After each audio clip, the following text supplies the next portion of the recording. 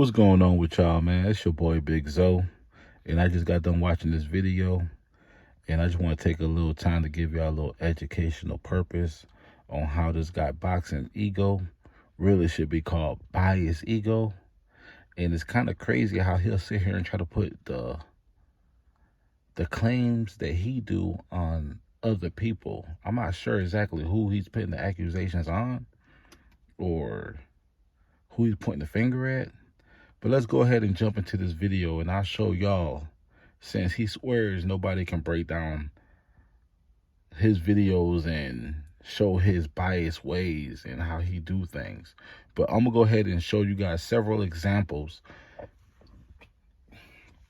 of how he contradicts himself. Boxing, you guys say that you like channels that are not biased, right? And like I always say, everybody wants to be objective until it's time to be objective. The reason why people want channels that's not biased is because they're looking for the truth. It doesn't make sense that fans have to go to 7 different goddamn boxing outlets of opinions in order to hear all these different stories in order for them to filter out what they feel is the truth. Because you guys constantly lie to them. Y'all want to push old media out, talking about ESPN. And now y'all got the attention as I'm making this video. You see the numbers growing, 2,385 in 6 hours. So you got the attention of the people. But my thing is, though, are you leading the people right? Do you really care about the people that you say you care about? Because I seen a video the other day when you was trying to go in on the zone, talking about they misleading the people and they frauding the people about the subscriptions and about buying the Devin Haney fight and pushing the agenda of don't buy the Devin Haney fight. So, you know what I'm saying? Let's just dive into it, though. I have no shame in my game. If Ryan says something good about Tank, something bad about Tank, I've reported about it. But I noticed that's not the same when it comes to certain fighters, Devin Haney being one of them. Some people, is I don't know, it's an agenda, but they purposefully leave. Hold on a second. Let's talk about that, though. All right? Let's talk about when it comes to certain fighters. Let's talk about Earl Spence. That's an easy example when it comes to you. Earl Spence can't do no wrong. Earl Spence can't do no wrong. I don't remember you saying anytime Earl Spence need to get focused and he need to stop drinking, drop the bad habits, hanging out with rappers, all the different things that he was doing that was outside the boxing life, that was evident and it was on video. Now, you ain't had nothing to say about that stuff. You had nothing to say. Only thing you said was positive things about Earl Spence, pushing that Earl Spence was going to be the next undisputed, that he did all the heavy lifting. And that's what you push, bro. And you're still pushing that, bro. And now it's loyalty. But in all honesty, though, I seen the video that you took away. And I know why you took it down. But before I get into that, let's keep it going. Leave out certain, like, what you would expect. Like, I look at things on a spectrum. You can go far over this. Wait, hold on a second. My bad. Let's run that back real fast. Because I could have sworn you said something about agenda. Tank, something bad about Tank, I've reported about it. But I noticed that's not the same when it comes to certain fighters, Devin Haney being one of them. Some people, is I don't know, it's an agenda, but they purposefully leave out certain, like, what you would expect. They leave out certain facts, like you did. They leave out certain facts like you did. Like when it came to Earl Spence and Terrence Crawford leading up to the fight. You left out very key details. And guess what? You ran with the narrative that you wanted to push. That was your agenda. That was the agenda you chose, bro. And you still have this agenda. Earl Spence, PBC. PBC can do no wrong. But you talk about all the different things that the Zone and Top Rank do wrong, bro. But you'll never talk about what PBC do wrong. For example, you celebrated the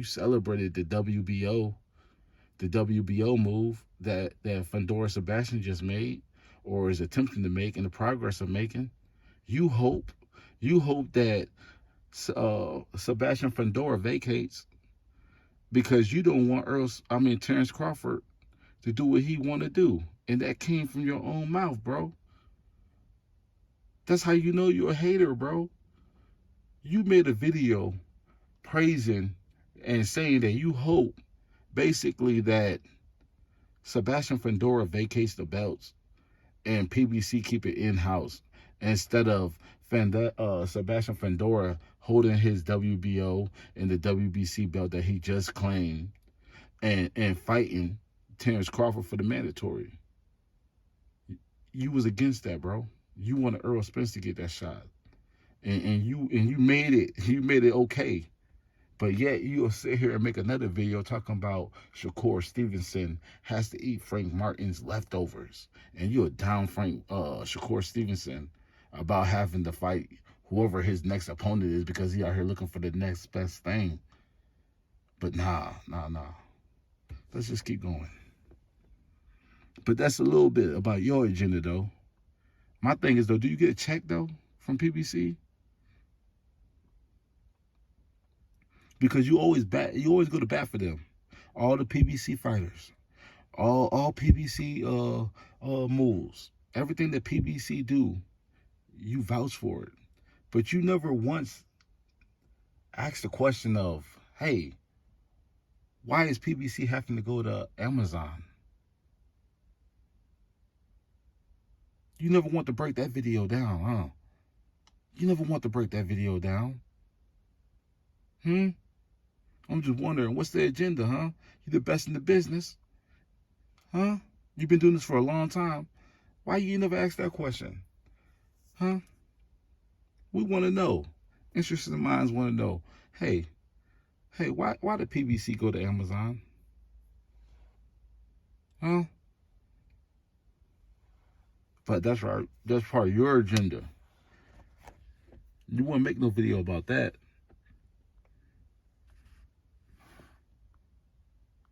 Like, I look at things on a spectrum. You can go far over this way on the left side or far over on the right side. If it's on one side, then the content will be covered. If it's on a different side, if they don't like that and what's being said, then the content doesn't get made. Like me. Oh, hold on a second. Because he said, like me. So let's hear that part.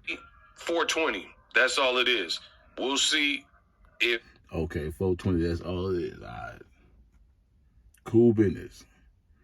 My thing is, though, when people challenge your opinion in the words that you say, when you do your little live streams, what do you say? Get him out of here. Block him. Get him out of here. Block him. Get him out of here. Block him. Yo, where my shooters at? Where my shooters at? Somebody get this guy out of here. Because guess what? It's a tough question that I can't answer. I don't have an answer for this, so let's get this guy out of here because it's going against the grain. I can't answer this right now. Instead of you debunking it or teaching the person that's misinformed, if you got the information, now what you do, you block them, bro, and you run. So therefore, the real content don't get made because you don't back it. All you do is rush somebody to type a long-ass statement trying to explain a whole story, which you know it take time to write, but before they can write it in, you block them. We see what you do, bro. That's your strategy, bro. So the content don't get made. If Ryan can live up to what he's saying, but at the moment, he's saying that Gervonta Davis is a better boxer. Now, the other reason this is important, because... Well, I'm going to make this very clear and simple. Hopefully he did say that Gervonta Tank is the better boxer because he ain't fought Devin Haney since they were kids. So I hope so. I hope that Devin Haney as a kid ain't on the same level as Gervonta Tank Davis as now, or when Ryan Garcia and Tank Davis fought. I hope it ain't the same level, because that's a problem. Huh? A lot of people have this misnomer and this misconception that Gervonta Davis is merely a brawler for some reason, or this like power guy, but he's not doing things scientifically, you know? And I've always stated the opposite right here on my channel, that Gervonta Davis, he's not just some power guy who's a mindless, like Ruslan Provodnikov type brawler, and he just comes to slug you down. He's very scientific. He's very accurate, pinpoint accuracy. He's a sniper. But, you know, kudos to Ryan Garcia, because really he doesn't know anything to. Hold on a second. First of all, nobody says that Tank is just a puncher that comes forward and ain't skilled. Everybody give Tank his credit. Everybody give Tank his credit. They call him the new face of boxing, or one of the faces of boxing, if not the new face of boxing. They tell him that he's the GOAT, that he's better than the belts. They uplift him. He sell out, and he's the highest seller. So what are you talking about? The ticket sales alone say that they say he's skilled. We seen the skills. What are you talking about? Nobody say that Tank Davis ain't skilled. What they say is, what the people say, and you know what the people say, they say he need to fight better competition. He need to take out some of the hitters. They say that there's no reason why Tank Davis will allow Devin Haney to unify his division if that's his weight class and if he's the face of boxing. How you let somebody else unify your weight division and become undisputed, getting all the belts, collecting all the straps? Nah. They say you need to fight better competition and you need to take out some of the hitters. They say you should have fought Lomachenko. That's what they say. They say Tank should have fought Lomachenko when he had the opportunity. Huh? That's what people say. And Boxing Ego, you know that as well. Or should I say Bias Ego? Because you got a PBC agenda. Right? Remember we was talking about the agendas earlier? It's just like more agenda than me. Devin or Gervonta Davis to say anything positive. And he said plenty of negative things about Gervonta Davis. You know, like, hey, fight me at 140. I was drained. I'll knock you out. But that's another point that I want to rebuttal with this newfound information of Ryan Garcia now suggesting that Tank Davis is a better boxer, in his opinion, than Devin Haney. The other reason that's interesting, because Ryan has this, in his core base, have this built-in excuse that Ryan lost and, you know, had to surrender and kneel to the body shot because Ryan was, first they said it was a broken ribs or something he entered the fight with, and then now they're saying he's weight drained, and some people are saying a combination. But ask yourself this, if all these things were the real reason why he lost, right? Like, so the Mongolian boxer hurt his... Hold on a second. Hold on a second now. Hold on a second. See, that's that bias shit I be talking about, right? Now let's just do this real fast, y'all. Hang in there with me. Hang in there with me on this one, y'all. All right, if the shoe was on the other foot. If the shoe was on the other foot, right? Errol Spence versus Terrence Crawford. Errol Spence beats Terrence Crawford. Tim Tszyu, Fedor Sebastian, they fight. Errol Spence, he's getting ready to activate his WBO championship in order to face Fedor Sebastian Fedor, that's his name, right? He's getting ready to face him. All of a sudden, PBC pull up, and they be like, hey, nah, you ain't getting that fight. Terrence Crawford getting that fight. It don't matter.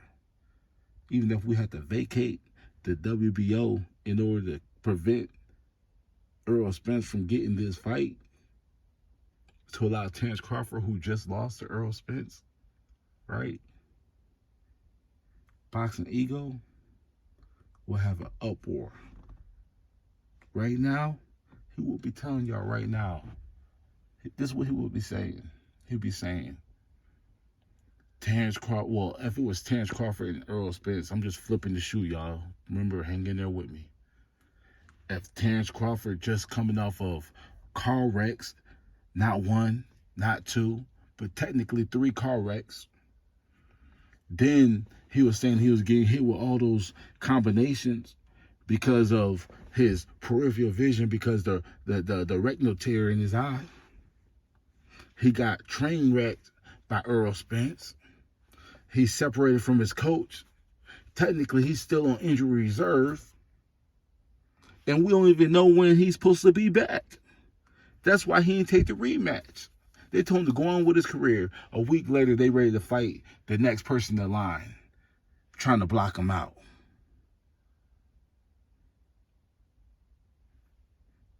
Boxingego will have an uproar. You see what I'm saying? But since Errol Spence's guy, and Terrence Crawford, for some reason, he has this hatred against him, he wanted to lead y'all down that dark tunnel when it comes to this guy. And my thing is, though, it's like, I don't understand what Terrence Crawford did to you to make you feel this way, bro. Besides keep it 100.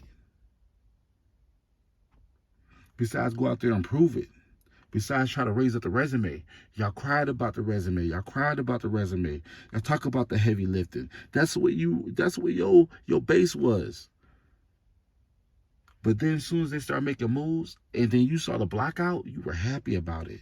And your words that I quote was, I'm glad that they're getting ready to vacate the WBO because it doesn't allow Terrence Crawford to do what he wants to do. And you know exactly what he wants to do. He wants to become undisputed in a 3rd weight class. And you still mad about the Errol Spence beatdown. And you didn't want to see it happen, bro. Even if it make boxing go backwards. You're cool with that, bro.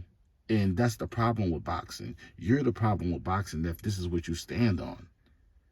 And you took the video down because I know you caught heat. I can't find the video no more. But I got the screenshot. And I got you saying the words for word for word. Once you read that little paragraph that Sebastian Fondora's coach or manager put up there, talking about they don't want to fight Terrence Crawford, they're going to fight Errol Spence basically, and they were going for the money, and that they were willing to vacate the WBO. You praised that move, bro. But yeah, you say you're the best in the business. If you want the accurate the real information come to you, bro, but you biased. So how can they get the accurate information if you're going to lie to them when it comes to Errol Spence? You can't even tell the truth, bro. Or when it comes to PBC, the wrong things that they do, like that situation right now. You should have made that video. But yeah, you lacking on that video. Where's your video talking about PBC is wrong for what they're doing to Terrence Crawford? Nah, you praised that video, bro. Bibs, or, he was weight drained. Then why is Ryan now giving Tank credit for being a better boxer than Devin Haney, who we know to be? Because once again, when they fought, they were kids. When Tank and Ryan fought, they were grown-ass men. That's the difference. So hopefully he does say that. But ask him again once the fight happened on 420, because that's all that matters, remember? Contradictions. A very good, pure boxer, right? So it's like in this one video, I'm able to destroy multiple things and talking points and put it all to bed. And I love videos like this because it just makes my job easy. Again. And it's crazy because in this video right here, and me just talking about Terrence Crawford and Errol Spence, it makes my job easy. Just destroying what you just did. Because you're a walking contradiction, bro. You're a walking contradiction. Once you put that video out talking about Shakur Stevenson had to fight Frank Martin leftovers, bro, you did it to yourself. And you constantly do it to yourself. I'm starting to wonder, man, are you a fan for man? Or are you a fan of boxing? Because when it comes to Errol Spence, it seemed like you're a fan for man. Huh? The first talking point, let's recap, was how come when something is said positive about Devin Haney, the Haneyacks have zero problems reporting that. When Ryan Garcia initially said that he believes Devin Haney is the hardest fight, harder than Gervonta Davis, it gets heavily reported. When ticket sales don't look to be great, right? Hold on a second. So for the first part of the question, when people say positive things about Devin Haney, it get reported, and when people say negative things about Devin Haney, it go viral. So I'm confused on what you're saying here, sir. Devin Haney gets hated on all the time. He went through the email champion. Everybody called him an email champ, an email champ, an email champ. Then he started forcing people to come see him. And the boxing guys started working with him. And he started trapping people in the fights. You remember, you reported on it. I remember because I listened to you report on it. Huh? All of a sudden you're forgetful because you're pushing the agenda. But I see it's not a PBC move, huh? It's a DAZN move. So you don't like that. When Ryan now has contradicted himself and he's stating that he believes Gervonta Davis has more of a strategic mind and he's a better boxer, how come people are so slow to react? Point number two is if Ryan lost to Tank because of all of the various reasons that have now been thrown out, then why is he giving him credit as a boxer and even asking his dad? And his dad agreed. You heard the clip at least twice in this video, agreeing that Gervonta Davis is the better boxer. So him and his dad are now in agreement that because they haven't fought them and they're getting ready to go to war against them. And you know how it go when you're getting ready to go to war. Why would they give him the utmost praise? Huh? When they start doing that Boxingego, I see it all the time. But now it's solid because they say it and they're getting ready to go to war. It makes it non-void. Now, if Ryan Garcia was getting ready to fight, let's give an example. Let's say Pitbull Cruz, and they asked him about Haney, and then he started saying these things, it would have more validity. But seeing that he's getting ready to go to war with him, why would he start upping them now and giving them praise, boosting them up, huh? That's the last thing they do. They want to put him down. And he want to put that pressure on of, hey, that sparring tape just came out, which you failed to forget about. The sparring tape came out. So why wouldn't he goddamn try to throw fuel on that by saying that Tank is a better fighter, even though he know that at the end of the day that Tank tapped out? Huh? Gervonta Davis is tough and he's that dude. So I love it. When I say these things, people say, oh, you're glazing Gervonta. Oh, you're Gervonta's payroll. Oh, Gervonta this. And now you have... No, but talk about how Devin Haney made Tank tap out. When don't you ask them to show that part? Did you make any videos about that Boxingego? That's a question I have for you. Did you ask them to release the video of Tank down having to pay up the bread of how the fight ended? Huh? When was the turning point of that fight?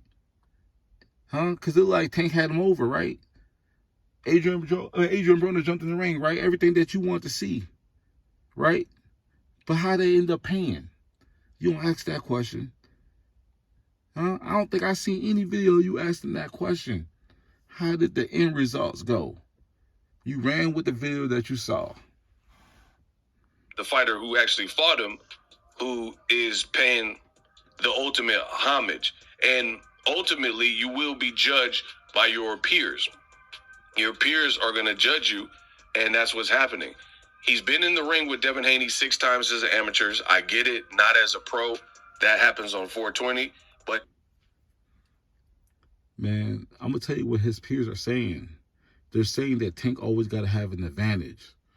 They're saying that Tank ain't fighting the tough competition. Haney saying that he got him shook. I ain't heard Tank say, hey, I got a contract headed your way. Because I heard Leonard Ellerby say what they want, they get. Huh? Tank want to fight at 140, Tank going to fight at 140. If he want to fight at 130, he going to fight at 130. If he want to fight at 135, he going to fight at 135. What Tank want, he get. What Earl Spence want, he gets. Ain't that how the video went? Ain't that what Ellerby said? They all are one and one is all? So please, explain that, Boxingego. Such a contradiction.